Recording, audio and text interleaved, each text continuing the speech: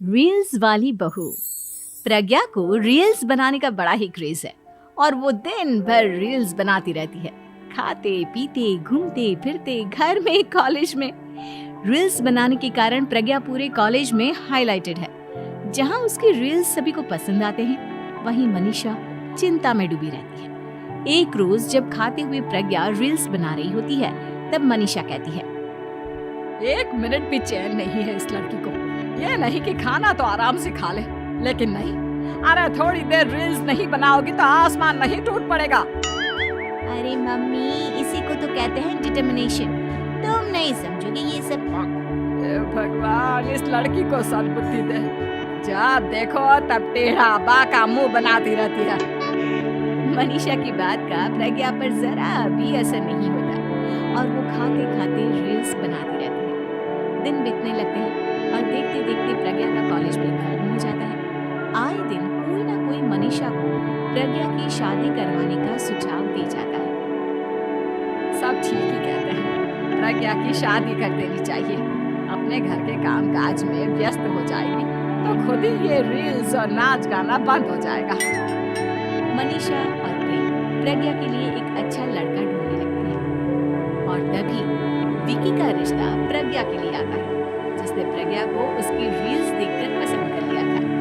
अगले दिन विकी अपने माता पिता के साथ प्रज्ञा के घर पहुंच जाता है और प्रज्ञा साड़ी पहने हाथों में चाय की ट्रे लिए उनके सामने आती है। जब विकी को पसंद है तो हमें भी बहुत पसंद है। बहन जी, आप बारात की तैयारी कीजिए। एक बार लड़का लड़की अकेले में बात कर ले तो अच्छा रहेगा। हाँ हाँ, क्यों नहीं। मनीषा विकी को प्रज्ञा के कमरे में भेजती है, जहां प्रज्ञा पहले से ही रील्स बना रही होती है। तभी विकी कहता है, आ गए आपके साजन जी। हमारे साथ ये रील्स कंप्लीट करते तो और भी अच्छा रहता। अच्छा जी, आप आ ही गए हैं तो बना ही लेती हूँ आपके साथ। दोनों मिलकर रील्स बनाते हैं। जब भी मीट और तुरंत पोस्ट भी कर देते हैं। फिर विकी कहता है, जब आप साड़ी में चाय लेकर आए तब मुझे लगा कि कहीं मैं गलत घर में तो नहीं आ गया। अब सही है। दोनों की शादी पक्की हो जाती है और शादी के दिन भी प्रज्ञा रील्स बनाने से चूकती नहीं। यहाँ तक कि बारात के समय भी नाचते हुए रील्स बनाती है। सभी लोग प्रज्ञा की तारीफ के पुल बांध देते हैं और प्रज्ञा नाचती गाती अपने ससुराल चली जाती है। सब कुछ अच्छा चल रहा होता है। प्रज्ञा यहाँ भी दिन भर हर चीज की रील्स बनाती रहती है। लेकिन कुछ दिनों के बाद जब सुनीता कहती है, बहू, ये रील्स के साथ साथ कुछ काम भी कर लिया करो।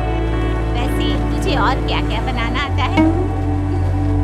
मम्मी जी वैसे कुछ अच्छा बनाती हूँ, लेकिन मुझे लगता है कि मैगी अच्छा बना लेती हूँ।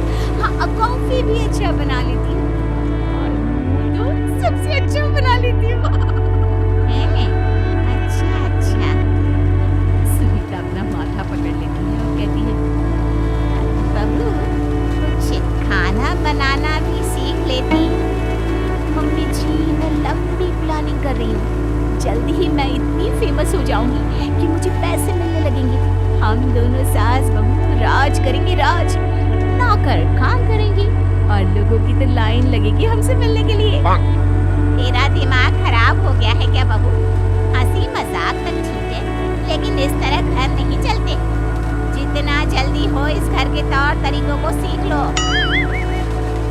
प्रज्ञा मुंह घुमाकर चली जाती है और तुरंत उसी वक्त एक रील बनाती है।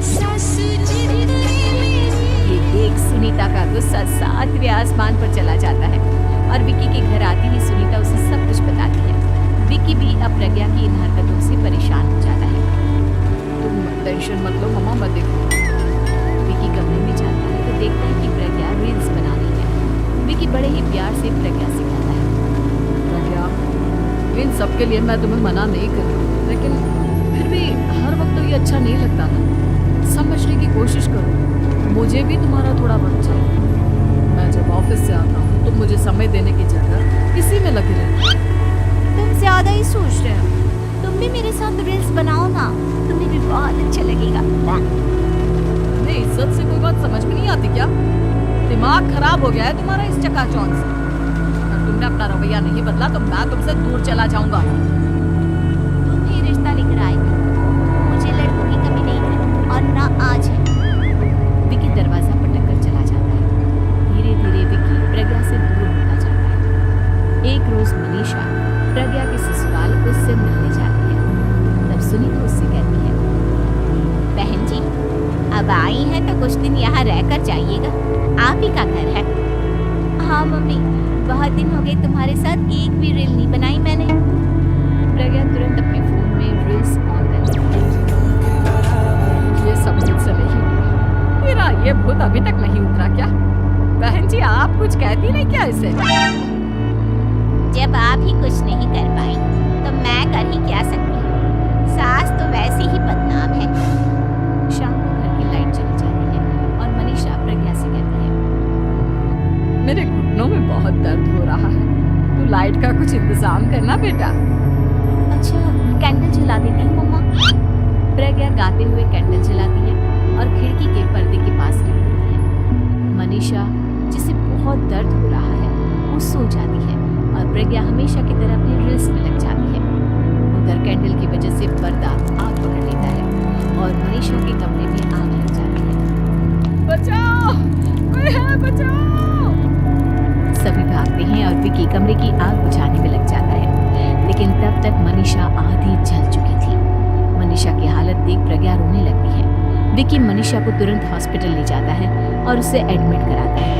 विकी प्रज्ञा से कहता है, देख लिया ना, तुम्हारे इस नाच गाने की वजह से आज तुम्हारी माँ की जान जाते जाते रह गई। अब पता नहीं तुम और क्या चाहती हो। उधर डॉक्टर कहते हैं, इनकी हालत बहुत नाजुक है, आधे से ज्यादा जल चुकी है। प्रज्ञा रोती हुई मंदिर में जाती है और भगवान के आगे जाकर कहती है, भगवान मेरी माँ को ठीक कर दो, मैं कसम खाती हूँ आज से ये रील्स बनाना छोड़ दूंगी, बस मुझे मेरी माँ वापस मिल जाए। 2 दिन बीत जाते हैं और मनीषा खतरे से बाहर आ जाती है। पेशेंट अब ठीक है, आप लोग उनसे मिल सकते हैं। सबको मनीषा से मिलता है और प्रज्ञा सबके सामने अपना फोन तोड़ देती है। मुझे माफ कर दो मम्मा, मैंने तुम लोगों की बातों को नजरअंदाज किया। बेटा कोई भी चीज जरूरत से ज्यादा खराब है। मैंने तुम्हें रील्स बनाने से कभी मना नहीं किया, लेकिन हर वक्त एक ही चीज तो सही नहीं है। मैं समझ गई हूँ मम्मा, आई एम सॉरी। प्रज्ञा उस दिन से रील्स बनाना छोड़ देती है